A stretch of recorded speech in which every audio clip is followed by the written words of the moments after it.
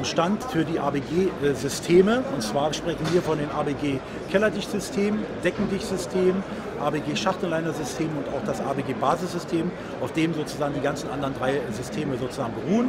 Wir haben, wie gesagt, ein Kellerdichtsystem entwickelt, das atmungsaktiv ist, indem wir es sozusagen den Keller mit einer Dichtungsbahn an den Wänden und an der Sohle eingedichtet haben und dahinter eine Hinterlüftung gebracht haben, durch die sozusagen die Feuchtigkeit, die sich im Raum befindet, nach außen geführt werden kann. Wir dichten mit dem Material PEHD. Material PEHD ist zu 100% wasser- und gasdicht.